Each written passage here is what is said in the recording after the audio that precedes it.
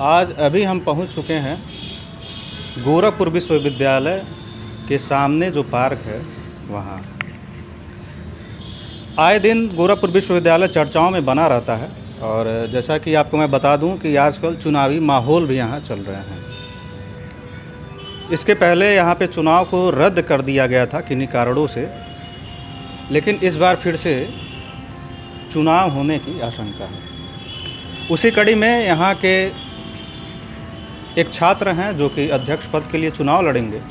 आज हम लोग उनसे बात करेंगे और पूछेंगे कि आखिरकार गोरखपुर विश्वविद्यालय हमेशा चर्चाओं में क्यों बना रहता है और यहाँ के जो तमाम मुद्दे हैं वो मुद्दे क्या हैं, यहाँ का संचालन कैसे होता है और यहाँ का जो छात्रों का छात्रवृत्ति है वो सब मिलता है या नहीं मिलता है। तो इन्हीं सब विशेष मुद्दों पे हम आज बात करेंगे और उनसे ये भी हम बात करेंगे कि आखिरकार वो किस मुद्दे को लेकर अध्यक्ष पद का चुनाव लड़ रहे हैं। तो आइए हम लोग चलते हैं।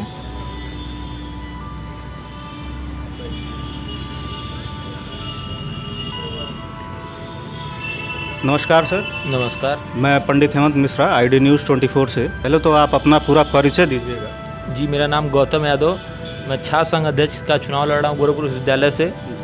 और बस यहाँ पे गोरखपुर विश्वविद्यालय जो है ये हमेशा चर्चों में बना रहता है।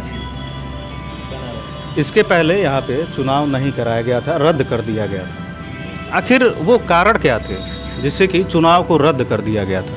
सरकार का एक विशेष छात्र संगठन है वो यहाँ पे बहुत कमज़ोर है, तो सरकार ये नहीं चाहती कि हमारा जो छात्र संगठन है वो यहाँ हारे, क्योंकि सरकार जो है मुख्यमंत्री जी भी इसी ज़िले के रहने वाले हैं और छात्र संगठन यहाँ गृह जिला अपना हारेंगे तो उनको लगता है बदनामी का एक दाग लगेगा उनके माथे पे।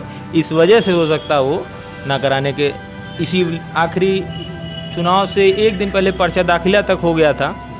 एक दिन पहले अपना षड्यंत्र रच के मारपीट करके खुद ही मारपीट करके चुनाव को बंद करा दिया गया।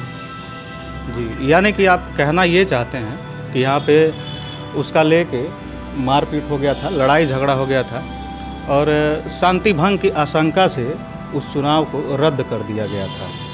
शांति भंग की आशंका नहीं थी, वहाँ उन लोग ने अपना इंटरनली सर्वे किया तो उन लोग को पता चला कि कहीं से कोई सीट नहीं निकल रही है। सारे पदों पे ये लोग हार रहे थे, सारे पदों पे हार रहे थे, इसीलिए हो सकता है चुनाव को रद्द करा दिया गया। सरकार भी नहीं की थी तो इनके हाथ में ताकत थी, उस ताकत कलम की ताकत से चुनाव को निरस्त करा दिए इन लोग।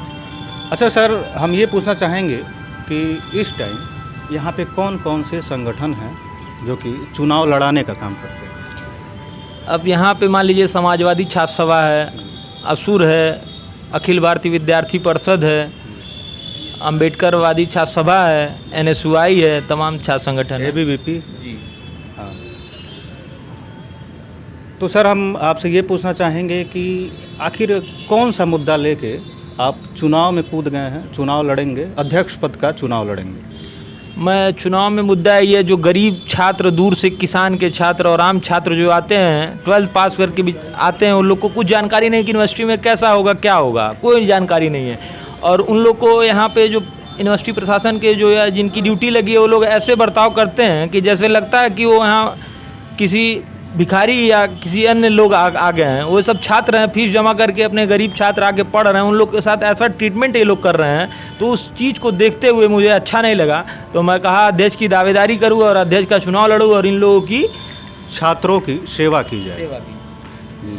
और आप ये बताइए कि यूनिवर्सिटी का संचालन कैसा होता है? जैसे कि आजकल तमाम यूनिवर्सिटियों से तमाम तरह की खबरें आ रही हैं, तो हम आपसे ये पूछना चाहेंगे, जैसे कि आप गोरखपुर विश्वविद्यालय से बिलोंग करते हैं, यहाँ के आप छात्र हैं, तो आप बेहतर बता सकते हैं। तो यहाँ का संचालन विधि जो है वो कैसा है? संचालन विधि एकदम अच्छी नहीं है, इसीलिए तो हम लोग बता रहे हैं चुनाव लड़ रहे हैं कि एक जब क्लास जो है, क्लास पता नहीं कब क्लास चलती है कब नहीं चलती है, कोई नोटिस। एग्ज़ाम टाइम पे कराया जाता है? एग्ज़ाम तो टाइम पे करा दिया जाता है, लेकिन क्लास का कब कोई क्लास में टीचर आएगा कि या प्रोफेसर आएंगे पढ़ाने, टीचरों का पता नहीं होता है, पता नहीं होता कि कब आएंगे, बच्चे आते हैं। जी, तो आप ये सुन रहे हैं और इनका नाम गौतम यादव है। जैसा कि ये अध्यक्ष पद का चुनाव लड़ रहे हैं और इनका कहना ये है कि संचालन विधि जो है वो यहाँ पे गड़बड़ टाइप में दिख रही है, क्योंकि यहाँ पे क्लास तो चलते हैं लेकिन टीचर कब आता है कब नहीं आता है उसका कोई अता पता नहीं होता है। इन्हीं सब मुद्दों पे लेके ये विश्वविद्यालय के छात्र हैं और ये अध्यक्ष पद की चुनाव लड़ रहे हैं। तो सर आप ये बताइए कि यहाँ के छात्रों को कौन कौन सी विशेष समस्या होती है? यहाँ पे छात्रों की विशेष समस्या में यही है कि छात्र को ना उन सबका डिग्री टाइम से मिल रहा है, ना उन सब लोग की क्लास टाइम से चल रही है, ना वहाँ उनकी फैकल्टी में ना पानी की व्यवस्था है, ना सीट जर्जर हो चुकी है, दीवार जर्जर फैकल्टी में पानी का भी व्यवस्था नहीं है, व्यवस्था नहीं, बहुत गड़बड़ स्थिति है। जो कि ये मूलभूत सुविधा होनी चाहिए। पानी की जो व्यवस्था है अगर ये गड़बड़ है तो यूनिवर्सिटी प्रशासन को इस पे शर्म आनी चाहिए। एडमिशन काउंसलिंग चल रही थी, छत अचानक से गिर गई। वो तो संजोग कहिए कि कोई बच्चा वहाँ नहीं था, छत अचानक से इतनी कोई दुर्घटना तो नहीं हुई? दुर्घटना नहीं हुई, छत अचानक से काउंसलिंग चल रही थी उस साइड, छत ही गिर गया, चोट नहीं आई किसी को। अच्छा सर, चलिए यहाँ तक तो ठीक है। वैसे अब हम आ जाते हैं हॉस्टल पे। जी, हॉस्टल का जो मामला है वो कई जगहों से तमाम मामले उभर के सामने आते हैं, तो यहाँ गोरखपुर विश्वविद्यालय का हॉस्टल कैसा है? हॉस्टल में भी जब से चुनाव नहीं हो रहे कोई सुरक्षा नाम की कोई चीज़ ही नहीं है। ये अभी जल्दी की बात है, पुलिस प्रशासन अंदर घुस के बच्चों को मारी है, लाठी चार्ज की है घुस के, और आए दिन अभी कुछ दिन पहले की बात है 2 कमरे जला दिए गए। अभी क्या प्रशासन को सुरक्षा वहाँ रहती तो ऐसा होता? क्यों ये घटनाएं क्यों हुई? ये जो प्रकरण हुआ आखिर वो किन कारणों से हुआ? कुछ अराजक तत्व रहते हैं उसमें, जैसे कहा जाए कि इलीगल छात्र बस वहाँ कब्जा जमा के बैठे हुए हैं, यहाँ के लीगल हॉस्टल के छात्रवासी नहीं हैं, आके वहाँ अपना शाम को पी पा के झगड़ा उगड़ा करते हैं लोग, उसी वजह से हो सकता है हुआ हो। इस तरह का मामला तमाम यूनिवर्सिटी विश्वविद्यालय हॉस्टलों से सुनने को मिलता है। जैसे कि जो पुराने छात्र होते हैं वो पास आउट होने के बाद भी उस हॉस्टल को नहीं छोड़ते हैं, जिससे कि जो नए छात्र आते हैं उनको कहीं ना कहीं दिक्कतों का सामना करना पड़ता है।